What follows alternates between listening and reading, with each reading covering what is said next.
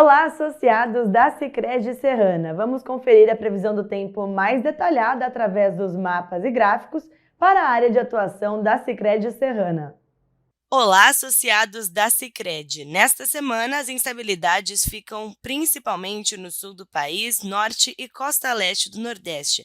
Através dessas imagens de satélite, podemos observar que no centro do Brasil quase não há nebulosidade, e isso indica que o tempo firme deve ser favorável para o avanço nos trabalhos em campo, atividade de colheita, plantio e manejo de pragas e doenças. O milho segunda safra, por exemplo, de acordo com a Conab, atingiu 64% da área colhida em todo o Brasil. E a maior parte das lavouras está em boas condições. Apenas o leste da Bahia e norte do Paraná é que tem restrição hídrica, ou seja, a falta de chuva tem prejudicado alguns produtores, o solo fica seco. E em relação às áreas de trigo, mesmo cenário, a maior parte está com condições favoráveis, mas mesmo assim ainda temos regiões com solo seco. É o caso do sul de Mato Grosso do Sul, áreas centrais do oeste de São Paulo e norte do Paraná. O plantio do trigo atingiu 99,9% da área, também de acordo com a Companhia Nacional de Abastecimento, então está na reta final do plantio. Além disso, algumas áreas de São Paulo, Minas Gerais e Goiás já começaram a colheita, épocas de janelas de plantio ideal diferentes das demais, como a do sul do país, que é a principal produtora deste cultivo de inverno. Além disso, o El Niño está em atuação, de acordo com a Universidade de Colômbia dos Estados Unidos.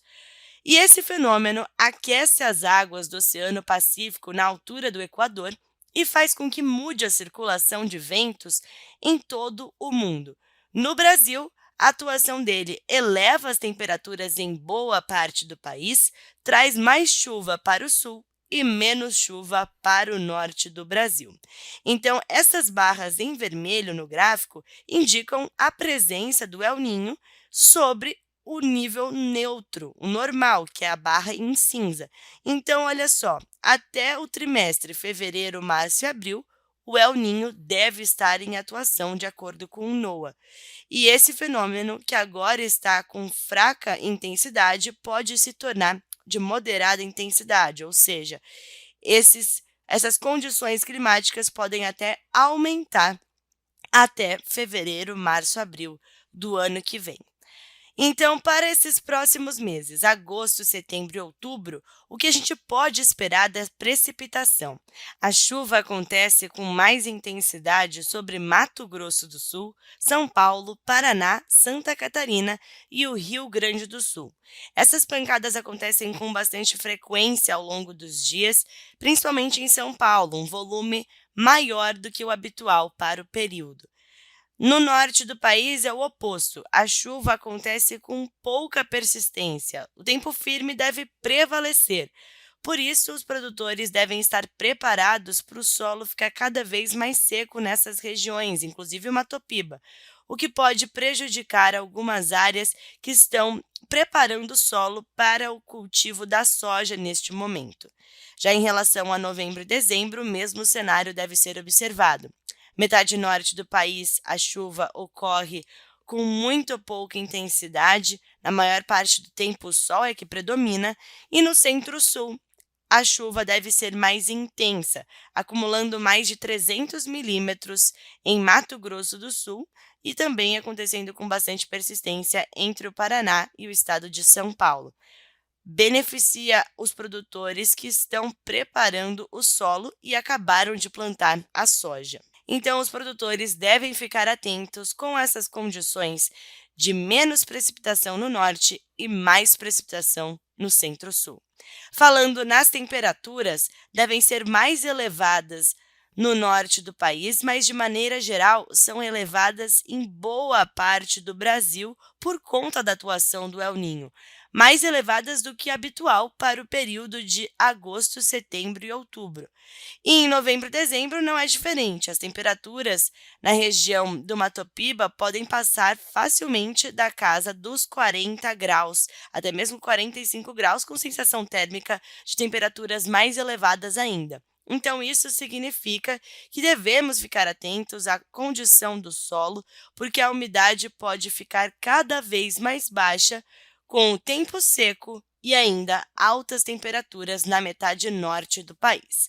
Já a metade sul deve receber mais umidade e temperaturas um pouco mais elevadas também, condição que pode ser propícia para a incidência de pragas e doenças. Mas vamos saber então, na região de Bento Gonçalves, ao longo deste primeiro mês, como deve ficar a precipitação. Olha só, 206 milímetros são esperados. A chuva acontece com mais persistência agora nesta semana.